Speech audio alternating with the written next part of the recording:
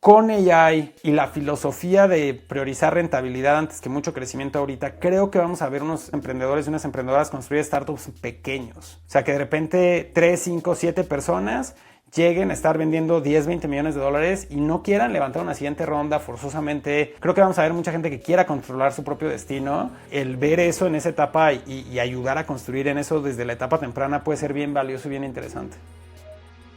Hola y bienvenidos a un nuevo episodio de Cuando el Río Suena. Soy Rodrigo Salmerón y entrevisto a cada semana a fundadores, operadores e inversionistas de las startups y empresas más exitosas de Latinoamérica para que puedas mejorar tu negocio hoy con sus lecciones y mejores prácticas. En este episodio entrevistamos a Santiago Zavala, Global Managing Partner de 500, uno de los fondos de inversión en startups más importantes de todo el mundo. Con más de 300 inversiones en su portafolio en empresas como Canva, Solana y Reddit en el ámbito internacional y otras como Clip, Confío y Platzi en Latinoamérica, Santiago ha dedicado los últimos 3 años de su vida a acompañar a emprendedores a construir mejores empresas y a salir a buscar a las startups en etapa temprana más prometedoras de la región. Platicamos sobre lo lento que son los resultados de invertir en Venture Capital, sobre la importancia de experimentar mucho cuando arranca tu startup, sobre cómo solo los fundadores realmente determinados tienen oportunidad de tener éxito con sus empresas y claro, también sobre cómo la inteligencia artificial está cambiando el ecosistema de tecnología en Latinoamérica. Esperamos que disfruten. Nos vamos con Santiago. Bienvenidos. Cuando el río suena. Y del otro lado de la llamada tenemos a el señor Santiago Zavala, quien es parte de 500 Startups. ¿Cómo estás, Santi? Muy bien, muy bien. Muy feliz de estar platicando con ustedes. Muchas gracias por la invitación. Un gustazo tenerte en el segundo round de este espacio. La verdad es que justo con Roy hicimos el ejercicio de ver cuáles habían sido nuestras charlas favoritas en ya 150 capítulos grabados y volvimos a invitar como a 30 personas, tú entre ellas. Nos emociona mucho lo que podemos platicar ahora porque siento que todos estamos en momentos diferentes, con lecciones aprendidas y mucho que compartir, ¿no? Tenemos varias preguntas preparadas para ti, pasando justo a la sección de lo que muchas veces llamamos la carnita. Y queremos arrancar por cuál consideras tú que ha sido tu experiencia de inversión más fructífera. Pudiera ser, pues tal vez donde todo salió como tenía que salir, tal vez la que tuvo el retorno más grande. No sé tú al hacerte esta pregunta, ¿qué se te viene a la mente? Inversión más fructífera.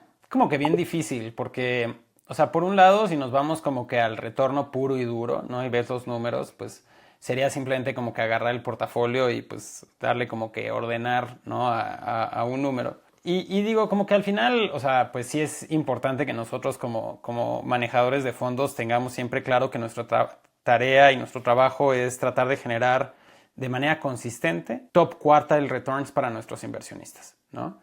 Y lograr eso, pues solo lo logras teniendo estas empresas que sean outliers. Del otro lado es difícil decir como que una en específico porque pues yo empecé esta aventura hace 13 años y afortunadamente hemos tenido algunas empresas que han destacado, pero igual tampoco hemos llegado a la meta final que queríamos con varias de ellas, ¿no? Seguimos invertidos en estas empresas, ni hemos visto el IPO ni ha habido una salida tan grande en esos casos, sobre todo en las de Latinoamérica habla hispana.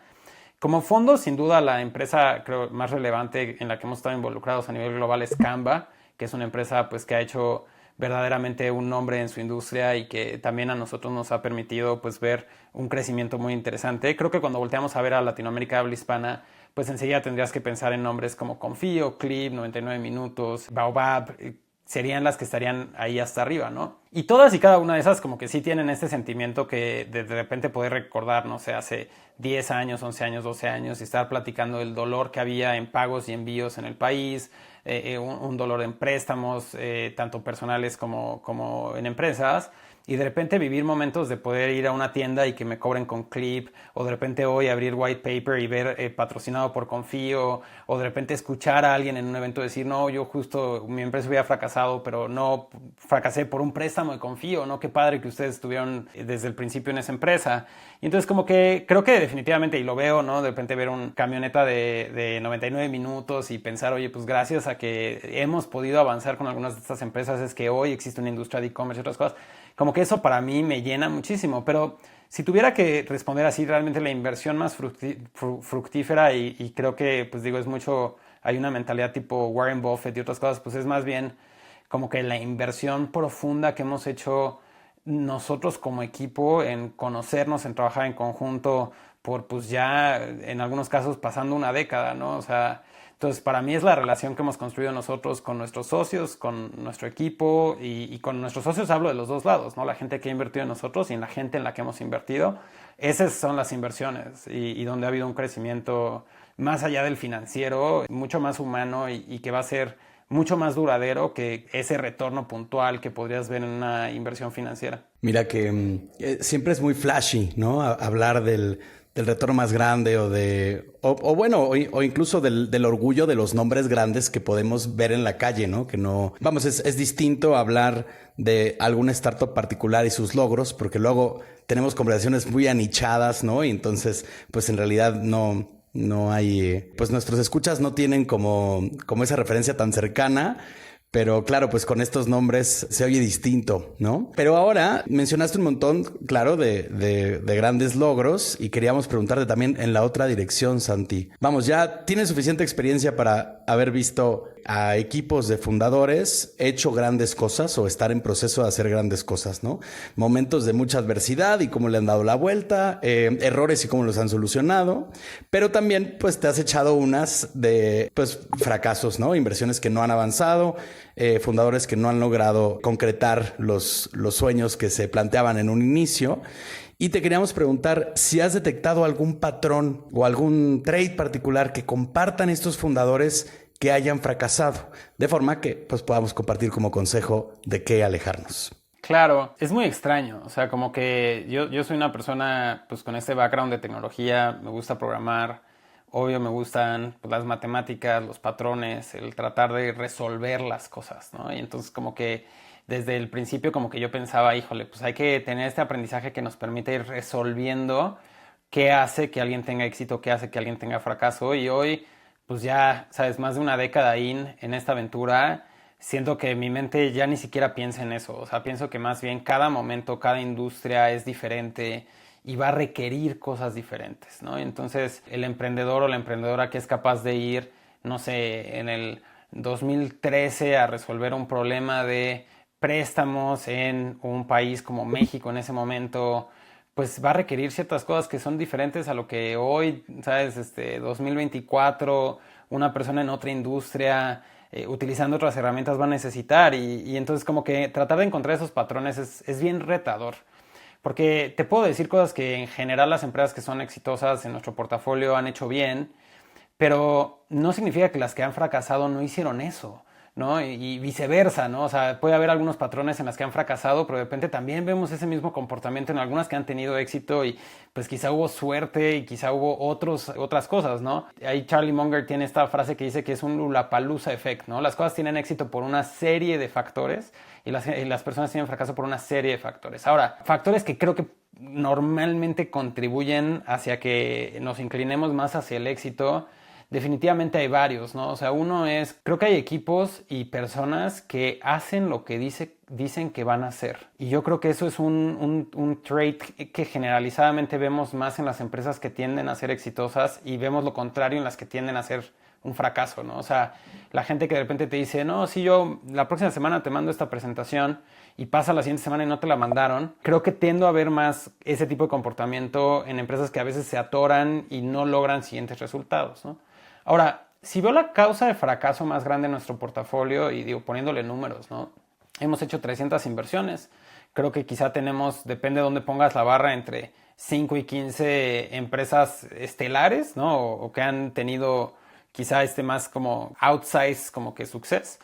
Y hemos tenido quizá unas, no sé, 100 que han fracasado y de las otras 190 en medio, pues es un abanico de resultados y de posibilidades diferentes que con gusto podríamos analizar. Pero, o sea, si vemos estas que han fracasado, de esas 100, yo creo que un gran porcentaje, o sea, unas 80, podrían haber fracasado antes de lograr Product Market Fit, ¿no? Y entonces esas, pues, muchas de las atribuciones de por qué no logramos ese Product Market Fit, pues muchas veces yo creo que debimos de haber iterado más, debimos de haber pasado más tiempo con el cliente y entenderlo. Probablemente debimos de haber usado de manera más eficiente nuestros recursos para poder tener más tiempo para encontrar ese Product Market Fit. Y las otras 20, que quizás sí encontraron un Product Market Fit, pero de todas formas fracasamos, muchas veces se lo atribuimos a que una vez que encontramos ese product market fit, en vez de aprovecharlo y ponernos en la mejor posición de manera responsable de crecer con ese corriente que habíamos logrado agarrar, quizá nos distrajimos con otras cosas. En algunos casos en tratar de levantar capital, pero nos alejamos del cliente y entonces terminamos un poquito como el perro de las dos tortas. En otros casos quizá porque ya queríamos ir a explorar los siguientes retos o tratar de aumentar, hacer una expansión un poquito de nuestro scope. Entonces creo que en esas, es gracioso, ¿no? Antes de encontrar ese product market fit me hubiera gustado ser más indisciplinado, probar más cosas, cambiar más rápido. Y digo indisciplinado en el sentido de que a veces porque era un proceso muy complicado, nos cuesta trabajo tomar esas decisiones que nos permitan iterar. Pero una vez que ya lo encontraste, quisiera haber sido lo contrario, ¿no? Haberme vuelto más disciplinado, a decir, oye, ya encontré esto y ahora tengo que sacarle el jugo a esta posición que ya me construí de manera muy cuidadosa. Entiendo. Y es que particularmente las empresas que están en el sistema de Venture Capital o como en esta ola de inversión, es curioso, ¿no? Porque muchas veces un negocio que no recibe como este tipo de inversión, luego basta con terquedad para eventualmente encontrar el éxito, ¿no? O sea, puedes pivotear 1000 veces, estar ahí, darte 1000 golpes con la pared, pero siento que el hecho de tener una inversión te pone como un tiempo donde, pues como este famoso run que tienes para llegar a Product Market Fit o pues encontrar otra ronda de inversión o morir, ¿no? Siento que eso es algo muy particular y que tienen estas empresas que levantan capital de venture, pero al mismo tiempo pues también gozan de recursos que las que no, ¿no? O sea, es como... Sí, yo no sé si está totalmente correlacionado, ¿no? O sea, puedes bootstrapear y encontrarte diferentes mecanismos que te generen cash flow para extender tu runway. De la misma manera que la empresa que levanta capital puede con revenue encontrar un mecanismo para extender su runway. Y viceversa, ¿no? O sea, habrá el que quizá tiene un mecanismo que le permite vivir, pero igual pierde la fe, ¿no? Y entonces como que de repente pierdes la convicción y aunque quizá podrías tener más runway, pierdes el runway más como propio de seguir experimentando eso. Entonces en todos los casos, ahorita decías, quizás solo se necesita terquedad. O sea, a ver, yo creo que absolutamente necesitas terquedad o la puedes rebrandear más bonito como perseverancia o algo por el estilo, pero a ver, no hay ninguna empresa en el portafolio que haya logrado algo relevante que no tuvo esa convicción, a veces inhumana, a veces inexplicable, que desde afuera podría verse como una mezcla de perseverancia hasta terquedad. Y tenemos una muy buena cantidad de founders y de empresas que en su momento, gente con más experiencia en la industria, que conocía mejor a su cliente, que quizá tenía más recursos, nos decían, eso es una tontería, no lo deberías de hacer. Y que a veces ignorar a esa gente es parte de lo que se necesita para ir y construir algo nuevo, ¿no? Digo, regresando un poquito al caso de Confío, y podemos platicar en el tema de pagos también, tanto con Clip como con Conecta. Creo que era recurrente que las conversaciones iniciales que teníamos con gente en la banca, con gente que entendía préstamos y pagos, que entendía los riesgos, que entendían la regulación, que entendían o sea, todo, nos decían, no hagan esto, van a fracasar, es una tontería, nosotros no lo hemos hecho por X, Y, Z, pero era justo la razón de por qué era tan evidentemente algo que no debían de hacer, quizá los jugadores más establecidos, que nos generó el hueco de que nosotros pudiéramos llegar a proveer esto, porque, o sea, tú podías decir, o sea, yo me acuerdo antes de que Conecta pivoteara pagos, me acuerdo perfectamente haberle hablado a un amigo que trabajaba en un banco muy grande en la parte de pagos y le dije, oye, estamos a punto de lanzar esto, y me dijo, voy para tu casa ahorita mismo para que nos tomemos un café y te explique todas las razones de por qué no deberían de hacerlo. Y fue a mi casa y me explicó, y al día siguiente Conecta lanzó y pues una década después ahí sigue cobrando, ¿no? Y obvio tuvo problemas y obvio hubo retos, pero pues el superar esos retos es los que te va como que generando justamente el conocimiento en tu industria que te permite hacer cosas. Lo mismo, obviamente, Confío con los préstamos, pues hay una razón de por qué es que ese segmento de empresas ha estado subatendida en acceso a crédito. Y es la razón de por qué justamente ellos nacen con esta idea de decir, oye, esto está subatendido porque la industria no lo entiende, déjame yo lo entiendo de una manera diferente y vas y lo haces. Pero sí requieres una terquedad que es imposible de describir incluso, o sea, porque o sea, es una terquedad de que no tienes suficientes recursos, de que todo el mundo alrededor de ti te está diciendo que estás perdiendo tu tiempo y de que lo que estás haciendo probablemente no va a ser fácil o que alguien ya más lo hizo y ¿sabes? O que alguien tiene más recursos y te va a ganar. Y aún así con todo eso tienes que encontrar la convicción de despertarte. Deja tú el lunes a trabajar, o sea, es el domingo a decir, pues yo le voy a poner más horas y yo le voy a echar más ganas y yo voy a traer a gente más inteligente y voy a hacer las cosas más rápido, con a veces más riesgo o con lo que la gente de esta industria percibe como riesgo, y lo voy a hacer mejor y le voy a dar a mi cliente algo que nadie más le está dando. Sin duda que esa, déjame reblandarla como pasión, porque yo creo que podríamos estar de acuerdo en esa, pero es un punto que siempre que platicamos con inversionistas sale de una forma o de otra también. La convicción de que va a salir bien sin importar lo que sucede, ¿no? Esa fe ciega incluso, pues es uno de los motores que permiten que en lugar de que sea tu chamba, es lo que vas a hacer, ¿no? Es como claro. tu misión, ¿no? No es tu trabajo. Oye, Santi, pues ya tienes experiencia invirtiendo en todo el mundo, ¿no? Has visto escenarios que no tienen nada que ver unos con otros y has estado pues metido en un montón de deals en muchos lugares. Nosotros nos da mucha curiosidad preguntarte, porque claro, este es el ecosistema en el que nosotros trabajamos, ¿qué es lo que no te cuentan de invertir en Latinoamérica? No me viene a la mente algo en específico porque, o sea, no creo que haya nadie que tenga este conocimiento y que dice, me lo voy a quedar, no se lo voy a contar a los demás. Creo que más bien hay muchas cosas que quizá contamos y nadie escucha, ¿no? Y quizá a veces no lo escuchas porque es bien difícil de experimentarlo si no lo vives como que en carne propia, ¿no? Y, o sea, uno de ellos es el tiempo. O sea, yo no sé por qué como constantemente tenemos un sesgo como seres humanos de que no conocemos algo y cuando lo vemos triunfar pensamos que ese fue el tiempo que le tomó, ¿no? Entonces tú pasas de no conocer una startup, de no haber escuchado de ella, a de repente que quizá la primera vez que escuchas es su serie B, su serie C y ya son 200, 500 personas. Y entonces tú dices, pues yo no los conocía antier y hoy es una cosa gigante, entonces esto es rápido.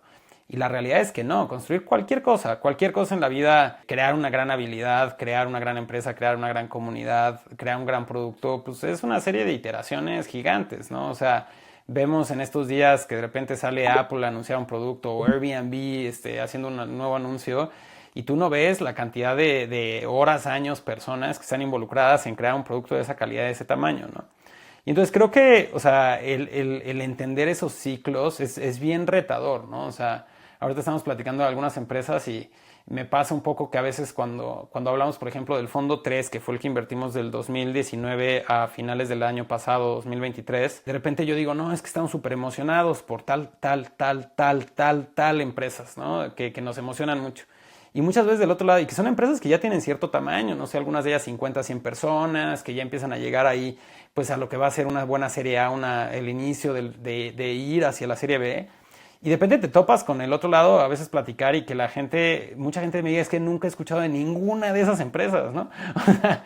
Y entonces, o sea, como que creo que sí hay que internalizar que tenemos como ecosistema que generar un poquito como una mezcla de cosas, ¿no? O sea, animarnos a ser early adopters de lo que está pasando en nuestro propio ecosistema en la etapa temprana y verdaderamente invertir ese tiempo de tratar de entender qué está pasando en la etapa temprana para conocer a estas empresas y poderlas apoyar y conocer, ¿no? Que es una de las cosas que obviamente pues nosotros tratamos de hacer mucho porque pues es ahí donde queremos ir a conocer a una empresa e invertir en ella. Creo que también hay otro tema ahí alrededor de cómo logramos que, sobre todo los corporativos, empiecen a entender la relevancia que tiene, que puedan acercarse a los startups no solo para estudiarlos o ver lo que están haciendo, sino realmente como para ser sus clientes, a veces para invertir, que ya lo están empezando a hacer, pero también a veces para comprarlos, ¿no? Y que sea una manera de encontrar esas ventajas competitivas que yo creo que necesitan tanto los corporativos en Latinoamérica. Entonces creo que un poco de eso, ¿no? O sea, como entiendo que quizá no es la respuesta así específica a la pregunta de qué no te cuentan,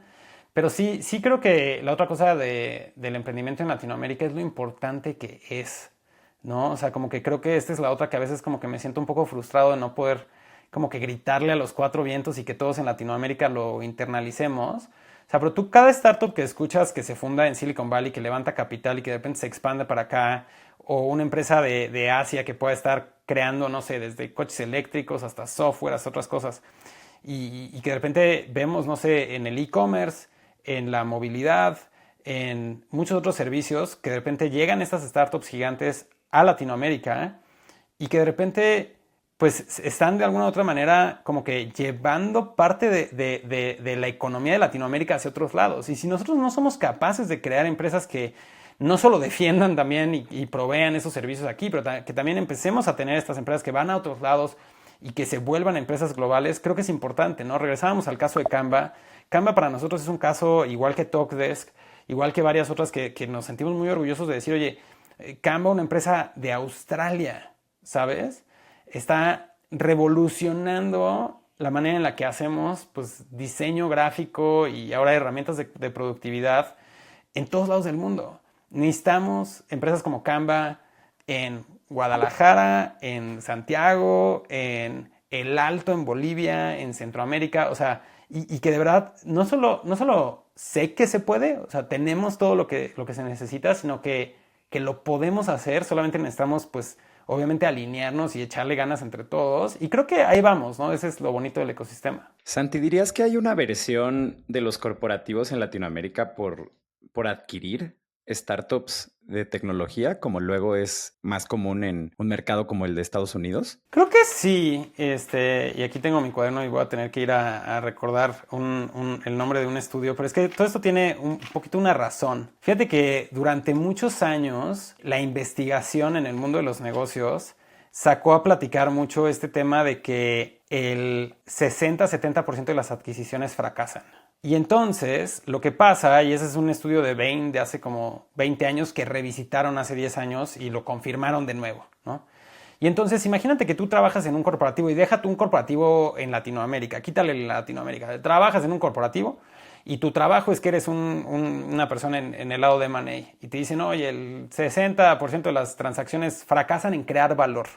Es decir, que el dinero que invirtieron contra lo que reciben realmente de generación de crecimiento es menor. Entonces no es que fracasen en que se haya ido a cero, pero o sea, este 1 más 1 igual a más de 2 no se cumplió. Y entonces, pues si tú dices, oye, yo puedo invertir en unas startups, puedo hacer unos pilotos, pues lo peor que puede pasar es que salga mal y aprendimos algo. Pero si yo adquiero, es un ticket mucho más alto porque tengo que comprar la empresa, tengo que integrarla. Y si al final pierdo, o sea, si vamos a hacer una o dos de esas transacciones en un par de años y yo lidero una y fracasamos, pues ese es mi cuello, ¿no? O sea, de que literalmente me pueden dejar ir porque esta transacción salió mal. Entonces es algo de muy, muy alto riesgo. Pero fíjate que justo el 8 de abril de este año, Bain salió a sacar un complemento a ese mismo estudio original que ahora... El título de esta nueva publicación es How Companies Got So Good in M&A. Y lo que demuestran es que si estudias los últimos 20 años, se sigue cumpliendo que el 60-70% de las transacciones fracasan. Pero las empresas que frecuentemente, los corporativos que frecuentemente adquieren a otras empresas, y mucho de eso siendo startups, lograron 130% más valor generado a sus accionistas que las que no. Y entonces, si tú eres una empresa que sabe que frecuentemente estás adquiriendo, vas a crecer más rápido. Y lo que este estudio como que trata de sumar ahí el 1 más 1 de estas dos lógicas, es que resulta que las empresas que nunca compran una empresa, en su primera transacción, casi siempre fracasan. Y en la segunda fracasan menos, y en la tercera fracasan menos. Y las que están acostumbradas a comprar a muchas empresas, saben integrarlas, saben cómo culturalmente hacerlo. Y entonces un poco lo que pasa es que no hemos tenido, en Latinoamérica habla hispana sobre todo, a ningún corporativo que haya hecho que su estrategia verdaderamente sea decir, oye, en el ecosistema emprendedor hay mucho valor generándose. Si yo no pienso en solo comprar una y que sea un home run, sino que me pongo a pensar cómo construyo mi músculo de comprar empresas, puedo yo volverme el corporativo que realmente logre muchas cosas, ¿no? Ahora, vemos a grandes corporativos hacer grandes cosas, ¿no? Esta semana FEMSA anunció que compró OxxoPay a Conecta, ¿no? Y entonces, pues, FEMSA tiene FEMSA Ventures, tiene FEMSA Digital, está haciendo spin, está, pues, en este caso, adquiriendo un producto digital. Entonces, como que vemos una evolución, ¿no? O sea, si regresamos a hace, no sé, que habrá sido 2016 fue que FEMSA invirtió en Conecta. Pues en ese momento no existía FEMSA Ventures, ni existía FEMSA Digital, ni habían hecho un producto de fintech, ni una serie de cosas. Esta semana también Bancolombia anuncia que lanzan una empresa independiente y paralela, incorporada en Bermuda, que les permite hacer negocios basados en criptoactivos, en activos digitales. Y van a hacer un stablecoin de la moneda de Colombia y con eso van a poderte dar todo un acceso a un marketplace de Bitcoin y Ether y otras cosas. Y pues piensas en un Bancolombia que antes también hizo un banco digital, que ha adquirido un método de pago, que ha invertido en fondos, que ha invertido en startups. Y entonces, o sea, sí ves que poco a poco estas empresas están avanzando a tener un abanico completo de cómo relacionarse con startups, invirtiendo, comprando, construyendo y que vamos. Pero sí es un hecho que la cosa que más podría desbloquear que el ecosistema de Latinoamérica empiece a avanzar y que sería muy conveniente para el actor que lo tiene que hacer es que empecemos a ver a que corporativos que no solo tengan una estrategia de CVC, sino que tengan una estrategia de verdaderamente expansión inorgánica comprando startups. Y yo, o sea, estoy seguro que podemos regresar a esta grabación dentro de 5 o 10 años y vamos a poderla escuchar y decir, claro, fue tal, tal y tal, que con eso la sacaron del parque. Mira, qué interesante, Santi, porque se parece mucho esta estrategia que comentas a la estrategia de Venture Capital, ¿no? Se hacen un montón de adquisiciones donde algunas serán las que triunfen, pero aquí los corporativos pues gozan de una ventaja que me parece importante contra el Venture, ¿no? Como que es más difícil que se vaya a cero su inversión, ¿no? O sea, podrá no haber, vamos, los retornos no se acaban de esa forma, sino que serán muchas apuestas donde algunas no serán tan grandes, pero esa experiencia, al igual que un fondo va ganando experiencia con las inversiones que va haciendo, pues permite sí conseguir esos resultados. Sin embargo, el riesgo, pues no sé si diría que es menor, ¿no? Pero sin duda, o sea, si en el merge se ve la oportunidad de tú crecer como corporativo o alimentar algún vacío que tienes, pues vamos, como que parece una ventaja incluso mayor que la de un fondo, ¿no? Claro. Y yo creo que han estado un poquito como que la razón de por qué existe este blind spot hasta cierto punto es porque, o sea, sí la estrategia, como dices, suena muy lógica, ¿eh? Pero es que el tamaño de ticket puede ser más alto.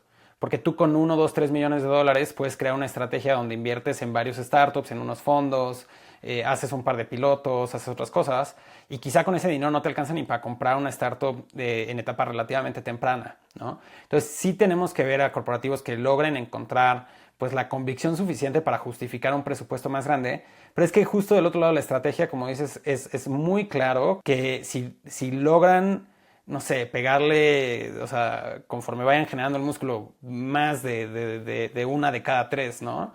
Pero que de repente empiezan a hacer realmente algo donde, oye, si no logro el super plan de integración que tenía, lo menos que voy a ganar es este talento emprendedor que viene con experiencia, estos clientes que ya entiendo cómo los voy a integrar en mi grupo de empresas, etcétera, y sacarles valor. Entonces, como que el downside es muy protegido.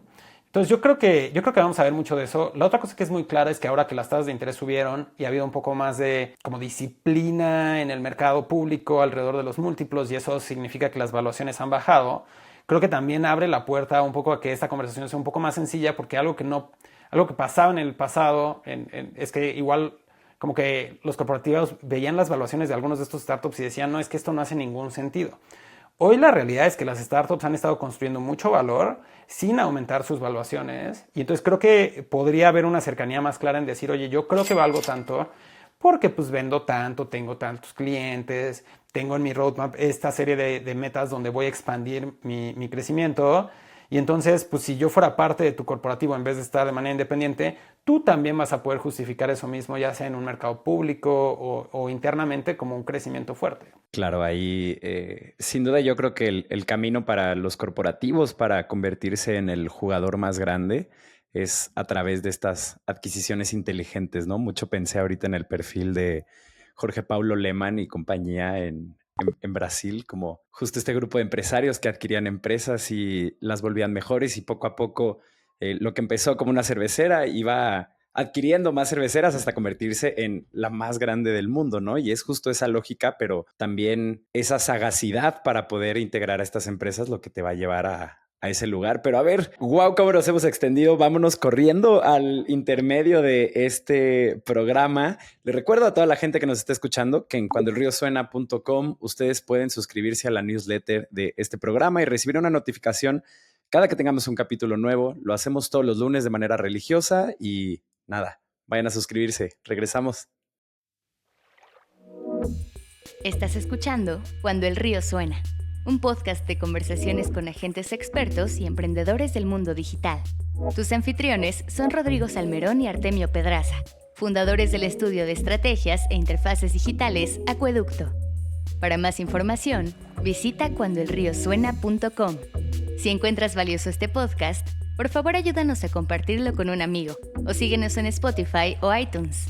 Muchas gracias. Regresamos con Rodrigo y Artemio.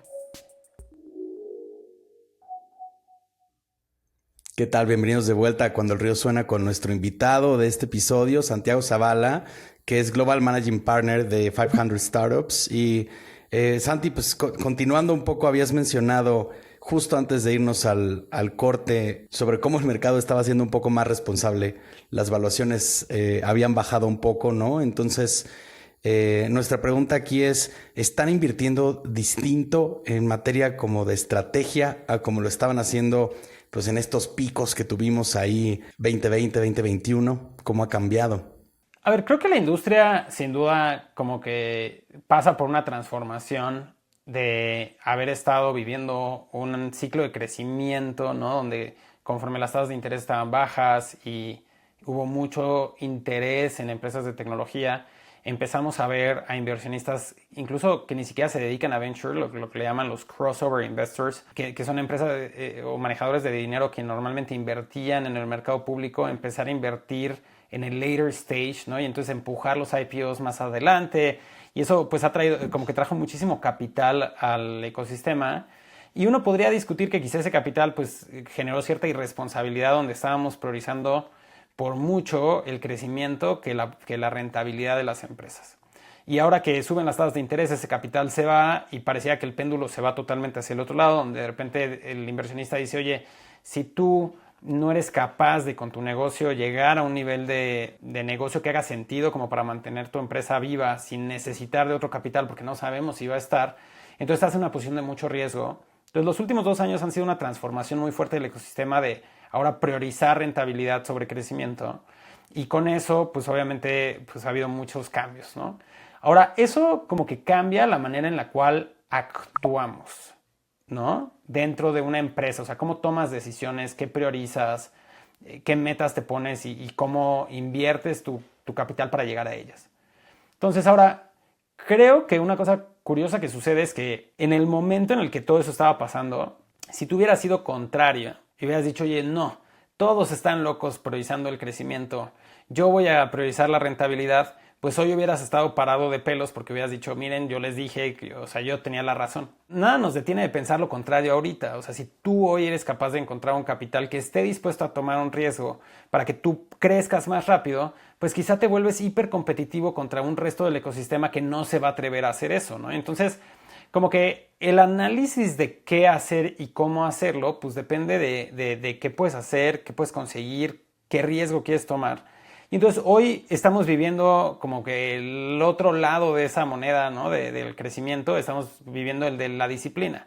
Entonces ahora, nosotros como inversionistas, y yo quisiera pensar que es relativamente generalizado, no significa ni que vamos a invertir en alguien diferente, ya sea en tipo de proyecto, sino que más bien queremos invertir en gente que entiende cómo está el ecosistema ahorita. O sea, si llega alguien y nos dice, no, yo quiero venir con puro crecimiento, me quiero ir súper rápido, voy a estar quemando dinero y otras cosas, pues vamos a tener que preguntar, ok, pero ¿cómo vamos a conseguir ese capital? Y si no hay una muy buena respuesta, pues no vamos a estar interesados. Lo mismo que pasaba antes, ¿no? Si alguien nos decía, no, yo no quiero tener tanto crecimiento, pues le íbamos a preguntar, oye, ¿qué pasa cuando toda tu industria sí está teniendo ese crecimiento si no te quedas tú muy atrás, ¿no? Entonces creo que al final nosotros invertimos en personas creativas, capaces, que tienen la posibilidad de, con mucha ambición y la terquedad que platicábamos hace rato, pues ir y construir algo. Y hoy queremos invertir en eso mismo, ¿no? O sea, no, nada de eso ha cambiado. Creo que lo que ha cambiado un poco es el ecosistema en el que estamos y cómo vamos a tener que tomar decisiones después de la inversión. Pero lo que es un hecho es que, o sea, como que donde se rompe un poquito esa conversación es que la gente que piensa que quizá fue un error el momento de ese crecimiento irresponsable, que ahora ya aprendimos eso y que no va a volver a pasar, pues de entrada está equivocado. Porque hay una razón filosófica de por qué es que existen estos ciclos de burbujas y burbujas que se revientan, ¿no? O sea, de picos y valles, que es que cuando hay estabilidad la gente toma riesgos y ese riesgo al final del día, si algo no puede continuar por siempre, se tiene que detener y entonces hay un momento donde se detiene y hay una corrección. Y eso lo vamos a vivir siempre, como economía, como humanos, en miles de otras situaciones, no solo en esta. Pero la segunda es que realmente el negocio de Venture Capital depende de construir grandes empresas. Y la única forma de tener grandes empresas es con mucho crecimiento. Y creemos que eso se puede hacer porque con la eficiencia de la tecnología, la disrupción, la creatividad, propuestas diferentes, puede ser hiper competitivo y conseguir esos crecimientos. Ahora, definitivamente vamos a tener que hacerlo más eficiente en capital cada vez y sobre todo con inteligencia artificial permitiéndolo, ¿no? Entonces, como que seguimos invirtiendo en gente que tiene una ambición muy grande, ¿no? O sea, platicábamos hace rato, o sea, si tú volteas a ver, para que un fondo sea atractivo, pues necesita generar un retorno que sea atractivo, ¿no? Que eso puede ser 15, 20, 25%.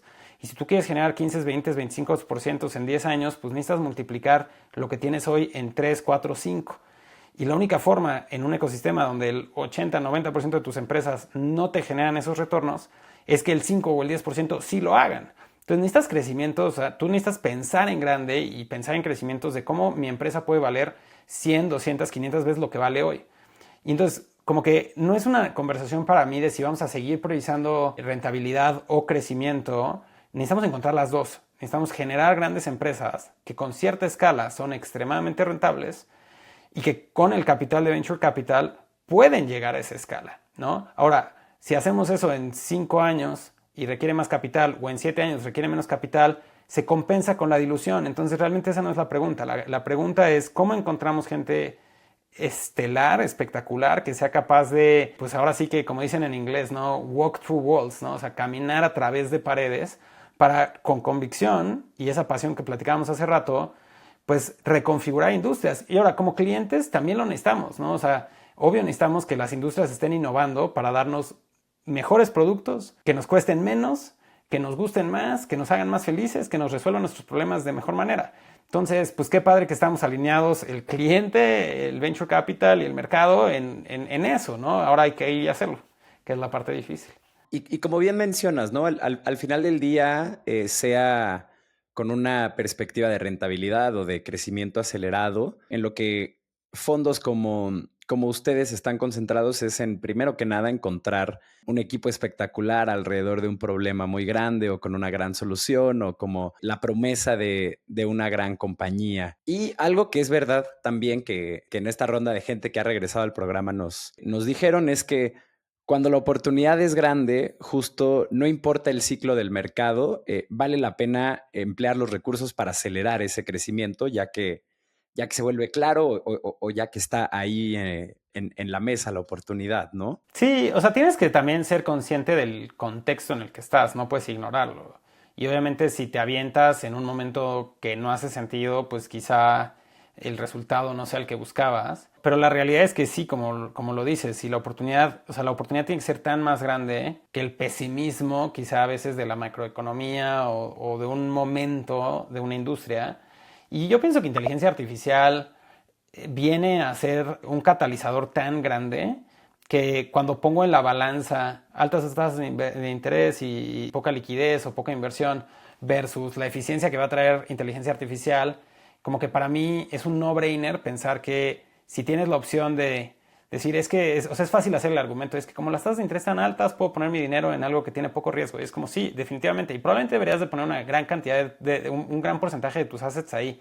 Pero ¿cómo te justificas no participar tanto económicamente, pero en la parte más como transformacional de pensamiento, en un momento donde la inteligencia artificial está trayendo capacidades que no conocíamos, ¿no? Y entonces yo nada más quiero como recordarle a la gente, o sea, si vas y lees los libros de la transformación de la computadora personal, o la de el internet, o la de los móviles, y de repente dices como que no manches, ¿cómo es que había gente que no creía en estas tecnologías? O que no estaba corriendo a dedicarles todo su tiempo, toda su atención, porque era tan obvio. Pues hoy estamos viviendo eso. Y entonces como que es evidente que va a haber mucha gente que crea eso y que va a traer una buena cantidad de atención ahí. Y de nuevo, ¿eso va a generar una burbuja? Sí, ese es el comportamiento natural de cómo construimos cosas como humanidad. Por eso es que todos los mercados se ven de esa manera. O sea, ves cualquier tipo de bolsa pública y tiene esos momentos. Y eso lo vamos a vivir. O sea, porque obviamente algo tan transformador como en la inteligencia artificial va a traer mucha atención, va a haber mucho hype y va a haber sus detractores. Ahora, ¿prefiero estar del lado de los detractores o prefiero estar del lado de los creadores? Una pregunta tan obvia para mí, ¿no? Oye, Santi, ahí por adelantar algo que te íbamos a preguntar más adelante, ¿ha cambiado tu deal flow ahora con este nuevo brazo de AI?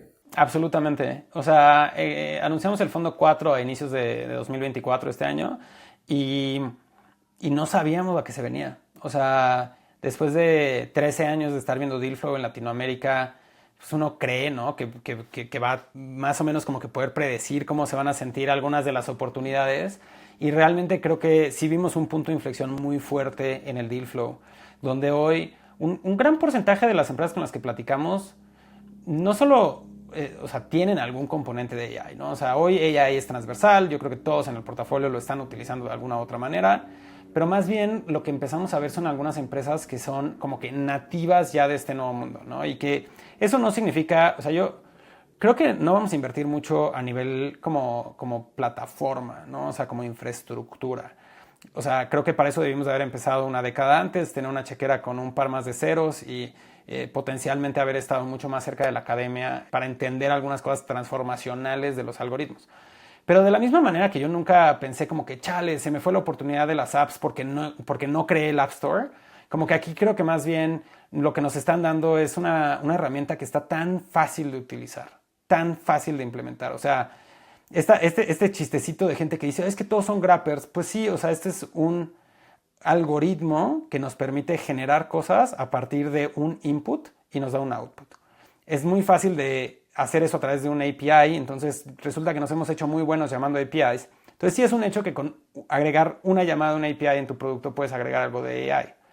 Ahora, eso es como decir, pues es que es muy fácil tocar la guitarra. Claro, por supuesto, muy, muy fácil jugar básquetbol. Claro, en un minuto agarras una pelota y la botas 2 veces y la avientas hacia un tablero. Pero ¿cuántos son Michael Jordan, ¿no? Y ¿cuántos pueden tocar la guitarra como Jimi Hendrix? Y entonces creo que hoy toca aprender a tocar la guitarra. Y es que también, o sea, el que se burla de, ay, es que todo, eso es un grapper nada más. Es como si el día que le dedicas el ratito a hacer ese grapper, muy rápido te vas a dar cuenta que sí, conectaste los cables, pero no suena como quieres que suene.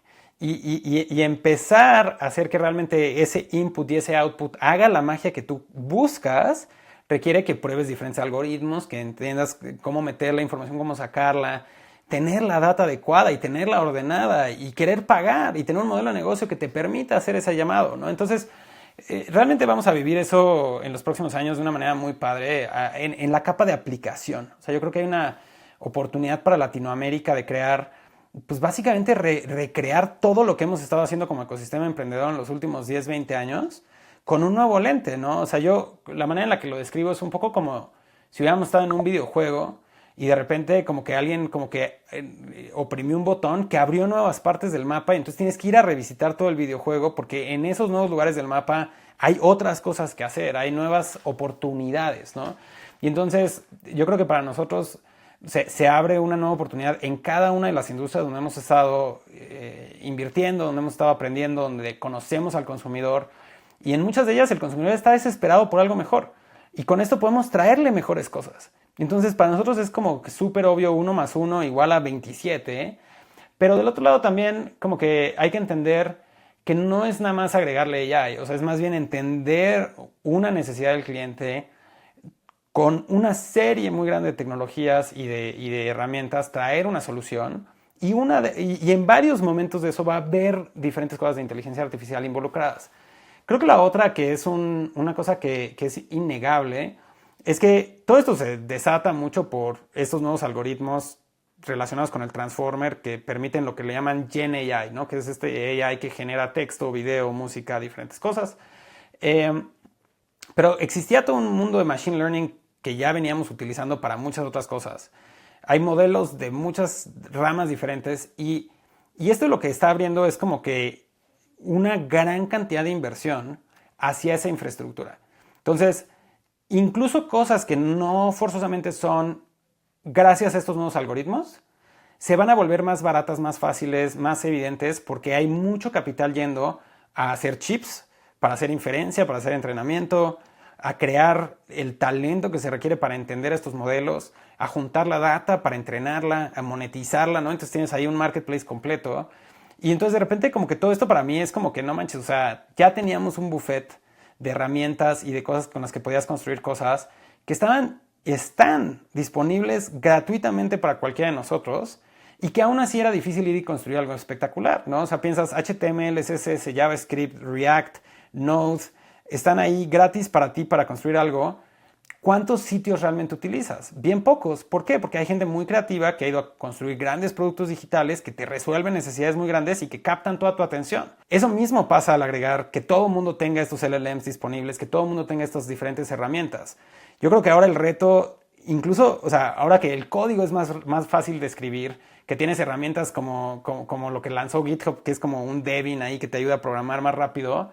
Ok, ahora que la programación también es ridículamente más fácil, más rápida, más eficiente, ¿cómo como creadores de productos digitales, o ni siquiera eso, gente que queremos resolverle problemas a gente en la industria y construir negocios alrededor de eso, ¿cómo usas todo eso para destacar? O sea, es el mejor de los tiempos, es el peor de los tiempos. Bueno, no, añadido también a las cosas que hay que hacer con la tecnología, que pues el negocio hay que construirlo, ¿no?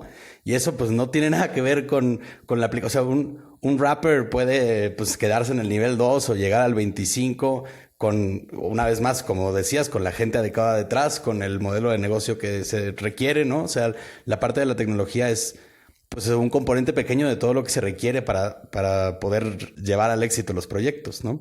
Claro, está bien padre ahí que digas como que este nivel de profundidad o de sofisticación que podría tener una herramienta, quizá el grapper que a la gente desacreditará tantito es como que el nivel 1, ¿no?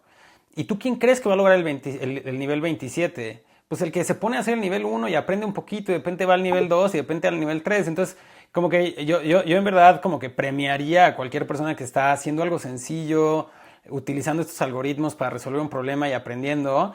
Y me alejaría de cualquier persona que esté haciendo lo contrario, porque el que de alguna u otra manera se vuelve el detractor de me voy a hacer famoso o me voy a hacer popular por ser en mi grupo de amigos el que dice que la inteligencia artificial no va a cambiar nada, pues no es el que está aprendiendo y no es el que está creando.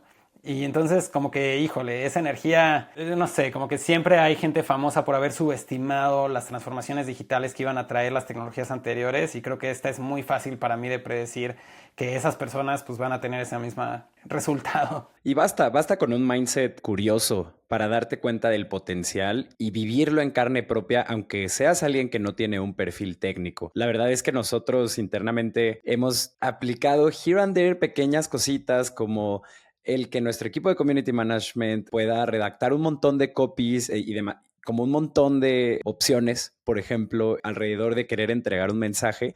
Es una velocidad que antes era inimaginable, ¿no? O incluso como tratar de ayudar a controlar el tono con el que se están diciendo estas cosas y sobre todo, ¿no? Como el tiempo de craft de cosas, pues ahora es mucho menor, ¿no? Y eso también aplica a ir a decirle a los programadores, ¿no? Como, hey, pues que está esta cosa que se llama Copilot, ¿cómo que nadie la ha usado, no? O sea, a ver, tú ve y úsala una semana y de repente vuelve y dice como, no puedo creer que esto acaba de escribir 48% del código de no sé qué cosa que mandé a producción y como que, vaya, ¿no? O sea, ni siquiera tienes que ser tú el desarrollador o tienes que aplicarlo en el núcleo de tu producto, puede ser como en pequeños procesos que tiene tu empresa y si eso ya lo tiras a largo plazo y dices como, o sea, si esta cosa mejora y hay como, y todo el ecosistema está emocionado en ella y hay tanta gente construyendo cosas alrededor de este tipo de tecnología, pues solo se puede poner mejor, genuinamente, o sea. Y además el sector empresarial en el personal, ahora yo me enojo cuando hay algo que tengo que ir a Google a buscar, ¿no? O sea, porque digo,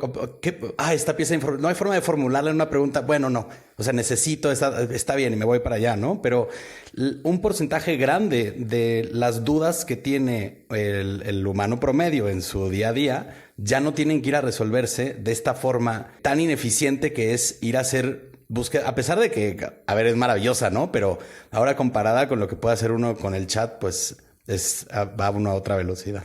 Claro, qué loco, ¿no? Imagínate regresar unos 10 añitos y estar sintiendo esta innovación que eran los grandes buscadores que en esa guerra, ¿no? Entre los diferentes buscadores ahí a Alta Vista y que de repente salió Google y decíamos, es que es mágico. Y hoy decir, es que, ok, fue mágico hace una década, pero hoy está outdated, porque se siente tan outdated como ir a buscar algo en enciclopedias en una librería, ¿no? Entonces, en una biblioteca. Sí, qué loco. Está loquísimo eso. Es que, ajá, ¿en qué momento se te podía ocurrir que algo tan útil que nos conecta a todos pudiera parecer obsoleto con la llegada de algo nuevo, ¿no? O sea, era, sí, genuinamente impensable. Oye, Santi, vimos que movieron su deal en 500 aquí en Latinoamérica. Antes tenían un trato en el que ustedes daban $80,000 a cambio del 8% de participación en las empresas. Hoy la nueva oferta es de $300,000 por 10% de participación. ¿A qué se debe esto? Y tal vez la pregunta va hacia 500 en específico, pero también tal vez un poco como ecosistema, porque vimos que otras aceleradoras también ajustaron su deal y que pues parece que fue algo más como del mercado o alguien empezó y todos siguieron. Sí, cuéntanos ahí un poquito de eso. A ver, o sea, y de la misma manera que la competencia entre los startups ha ido aumentando porque la expectativa en muchos sentidos del mercado, de que hay otros startups que están compitiendo por el mismo cliente, por el capital de los inversionistas, etcétera, como que yo siento que la barra del ecosistema ha ido subiendo, que es normal conforme pues desarrollamos el ecosistema, eso pasa. También del lado de inversión pasa eso, ¿no? O sea, hay más jugadores que están invirtiendo y pues todos queremos encontrar esa respuesta de por qué cierto tipo de emprendedores en cierta etapa o en cierta industria o país, lo que sea, a la pregunta de, oye, ¿quién es tu primera llamada para ir y levantar capital? Pues tú quieres que sea tu fondo, ¿no? O sea, y quieres tener una oferta muy, muy fuerte. Cuando nosotros empezamos Mexican VC, pues quizá tuvimos la fortuna de que no había nadie invirtiendo en esa etapa de manera pública, grande, con un programa.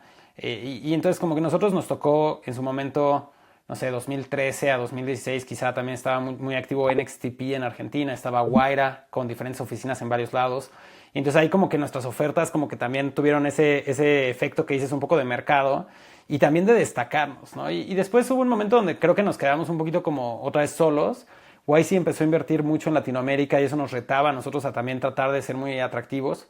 Ahora YC ha dejado de invertir en Latinoamérica, está muy concentrado en AI, seguro regresarán a invertir en internacional cuando pasen una primera fase de estar haciendo lo que están haciendo. Y en Latinoamérica y en todos lados del mundo hemos visto muchos otros actores que están invirtiendo y especializándose. Entonces eso nos forza a nosotros de manera muy optimista, o sea, y realmente creo que es algo muy bueno, a siempre estarnos preguntando ¿y cómo nos reinventamos para hacer pues algo muy atractivo, ¿no? Y siempre nos ponemos el reto de, oye, si mañana implotara esto que estamos haciendo y tuvieras que salir a hacer algo, si realmente aplicar a 500 sería la primera cosa que harías y siempre queremos diseñar eso, ¿no? Que nosotros mismos digamos, es que eso es lo que nosotros queremos para nosotros mismos. Algo que empezó a pasar en los últimos, no sé, ha sido como que una gradiente.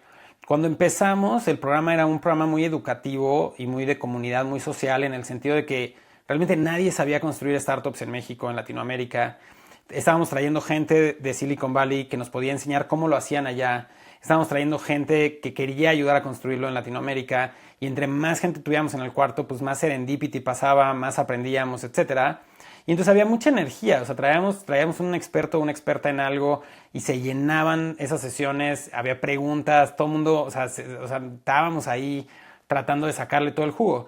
Y regresas 6, 7 años y de repente empezamos a ver cómo se empezó a sentir un poquito menos, ¿no? Y cualquiera, digo, en el lado del producto, como que sientes cuando el product market fit como que va cambiando un poquito y dices, híjole, esta funcionalidad ya no está jalando como jalaba antes.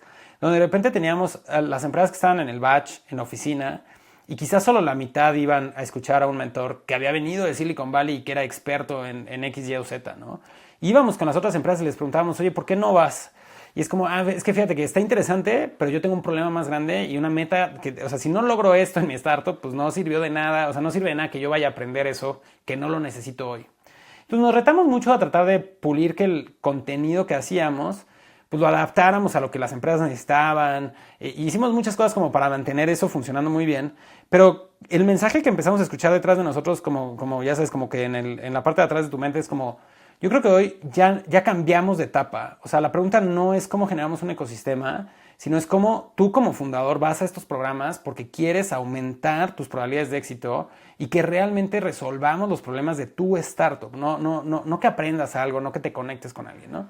Entonces, todo el fondo 3, que fue el de 2019 a 2023, cambiamos el programa a darle este nombre de Somos Lucha, que era una manera de nosotros con Somos decir, oye, estamos juntos en esto, vamos a ir juntos en esto, somos. Y lucha, porque realmente es como que lo difícil que es el emprender. O sea, no te voy a traer yo las respuestas. O sea, si yo tuviera las respuestas y no te las estoy dando, pues ¿por qué, no? O sea, es un tema socrático de enseñarte o realmente tengo que aceptar que no las sé. Realmente yo creo que tienes que tener esa cachucha de principiante de decir, oye, tu startup es difícil de hacer. La respuesta de qué tienes que hacer con los recursos que tú tienes, con tus fortalezas, tus debilidades en el momento de tu industria para estos clientes, no hay una respuesta y tenemos que ir a encontrarla juntos, ¿no? Creo que para este cuarto fondo nos atrevimos a todavía hacer un cambio más radical, que ahorita mencionabas, está el tamaño de ticket, que creo que es importante. Sí aumentamos un poquito el ownership, que también creo que nos incentiva mucho a esto. Pero hay otros 2, 3 cambios ahí que quizá no son tan obvios, pero que son importantes de entender. O sea, uno, estamos pasando de invertir 40 empresas al año a 20. Vamos a tener menos empresas en las que queremos pasar más tiempo, tenemos más profundidad. Y la segunda es que pasamos de invertir de manera como en grupo, donde hacíamos un batch y todas las empresas entraban el mismo día, el programa duraba 4 meses y los graduábamos del programa y luego pasábamos a una interacción un poquito menos intensa, a decir, oye, ¿sabes qué? No, vamos a hacer 1 o 2 inversiones al mes. Con cada vez que encontremos una empresa que nos guste, que nos haga sentido, que nos genere esa convicción, vamos a empezar a trabajar con la empresa y el programa va a durar lo que tenga que durar. Obviamente tiene que tener un principio y un final, pero vamos a definir ese final como el siguiente gran milestone que en conjunto queremos hacer, que puede ser levantar una siguiente ronda, llegar a profitability, construir algo muy específico para esta empresa en alguna manera. Y después vamos a hacer un plan de cómo llegar ahí. Vamos a decir, oye, el game plan es que necesitas resolver esto, esto y esto. Y cada una de esas cosas puede ser un programa muy intenso de 1 mes, 3 semanas, 5 semanas. O sea, podemos hacerlo totalmente a la medida, pero en medio podemos poner tiempo entre estas cosas. Porque una de las cosas que nos pasaba es que todas las empresas entraban ¿sabes? A un programa de 16 semanas. Quizá en la semana 9 nos dábamos cuenta que tenías que hacer un cambio muy grande en el producto. Y en vez de hacerlo, inconscientemente nos justificábamos que era mejor que te esperes hasta después de Demo Day y ahí hacer el cambio, para no desaprovechar el resto del programa, ¿no? Y entonces, estamos haciendo algo que en pocas palabras es tratar de hacer menos pero hacerlo mejor, ¿no? Es tener mucha más profundidad en las empresas. Para poder tener ese tiempo un poco más largo necesitábamos más dinero, por eso el ticket más grande. Para nosotros poder justificar que estamos poniendo un ticket más grande, pues necesitamos también mover la evaluación en ciertas maneras, pero entonces, esa es la suma de todos estos factores. Creo que también cuando volteas a ver el perfil de los equipos, de las oportunidades que estamos evaluando, el ecosistema ha cambiado mucho. O sea, realmente empezamos a ver a empresas, a emprendedores que salen de decir, yo llevo 3, 5, 7 años trabajando en este startup, fui de los primeros empleados o yo mismo ya vendí algo, oye, ya fracasé una vez, pero ya traigo toda esta experiencia. Y entonces tú ves el perfil de muchas de las empresas en las que estamos invirtiendo ahorita y son perfiles más sofisticados, con más experiencia que a veces el mentor que estábamos trayendo hace 10 años, ¿no? Entonces es en verdad un privilegio para nosotros pues poder reinventarnos y seguir trabajando con esto. Seguimos invirtiendo igual de temprano, ¿eh? O sea, de hecho la primera inversión de ese fondo fue en una empresa con 0 ventas, 0 clientes, saliendo con una gran idea y un primer prototipo, ¿no? Entonces, o sea, queremos seguir invirtiendo temprano, queremos seguir invirtiendo en toda la región, obviamente en emprendedores con todo tipo de perfil y background y experiencias anteriores. No es que sea un requisito tener esto, pero sí es un hecho que la barra ha subido, ¿no? De que realmente, pues hoy estamos viendo a grandes equipos y entonces, pues yo creo que sí, del otro lado, si yo estuviera empezando mi carrera como emprendedor, pues tendría que elegir, oye, o construyo un poco esa historia para mí, también siendo parte de una startup, que alguien con más experiencia pues me pueda ayudar, que digo un poco así fue mi caso, ¿no? O también, si quiero yo desde ahorita ya empezar algo, pues tiene que ser algo que tenga mucho punch, que sea muy atrevido, que sea muy disruptivo y que muestre los resultados de eso en la etapa temprana, ¿no? Entonces, creo que el último factor que agregaría ahí nada más como muy rápido es que con AI y la filosofía de priorizar rentabilidad antes que mucho crecimiento ahorita, creo que vamos a ver unos emprendedores y unas emprendedoras construir startups pequeños. O sea, que de repente 3, 5, 7 personas lleguen a estar vendiendo 10, 20 millones de dólares y no quieran levantar una siguiente ronda forzosamente y estar en esa posición que decíamos hace rato, donde si ya no logras un siguiente objetivo, pues medio como que no hay un camino hacia adelante, ¿eh? Creo que vamos a ver mucha gente que quiera controlar su propio destino. Y entonces también para nosotros como que el ver eso en esa etapa y ayudar a construir en eso desde la etapa temprana puede ser bien valioso y bien interesante. ¿Cuánta info? No, pero me encanta y Y es muy interesante, o sea, porque aquí en la región 500 llega a ser este primer programa de aceleración y un hecho más de que las cosas se mueven y se transforman es ver cómo llega el momento en el que dejan de ser un programa de aceleración para ser una cosa completamente nueva, donde justo hay más profundidad, hace más sentido con también, como dices, la madurez del ecosistema. O sea, ahora justo puede que llegue gente con ya más experiencia construyendo productos, mucho más fogueada en esto y con necesidades completamente distintas que sencillamente entender, pues, como muchos de los 101s que antes nos faltaban y que seguramente todavía existen para muchas de las empresas que están intentando nacer en esta región.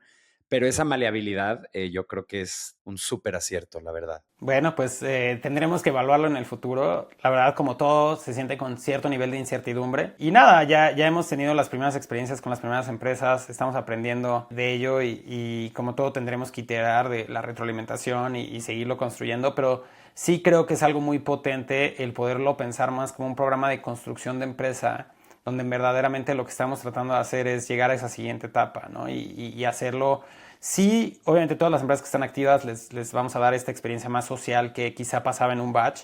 Se siente un poquito más Montessori o menos estructurado, pero sí como que poner en el centro esa disciplina de decir, oye, necesitamos construir negocios que tengan ese impacto del que hablábamos para la región. De entrada, escuchar esa transformación, siendo un podcast también de producto, me parece que es un gran recorrido sobre cómo hay que estar atentos, iterar, escuchar al mercado, cambiar el producto que uno tiene. Aunque ya hayas encontrado product market fit en el pasado, hay que estar atentos, el mercado cambia y hay que cambiar con él, ¿no?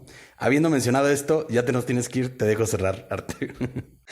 Sí, no, y curiosamente también este fue un capítulo de los wonders de la inteligencia artificial y un poco como esta visión optimista que me encanta y que siempre nos gusta compartir en este espacio alrededor de este debate de esta tecnología. Pero muchas gracias, Santi, por una conversación más en este espacio. Lo agradecemos. Sabemos que la gente que viene acá tiene agendas muy apretadas, entonces, de verdad, muchas gracias. Muchísimas gracias, estuvo muy bueno. Y también gracias a ti que llegaste hasta este punto, ya sea que nos estés escuchando en cualquier plataforma de streaming o que nos estés viendo en YouTube. Te agradecemos mucho y queremos pedirte, todo el equipo de Acueducto, con el corazón en mano, que si nos puedes echar la mano compartiendo este episodio, esta comunidad, este canal, con cualquier operador, fundador o inversionista de una empresa tecnológica en Latinoamérica, por favor, échanos la mano, que así llegamos más rápido a la gente adecuada. Sin más que agregar, nos vemos a la próxima.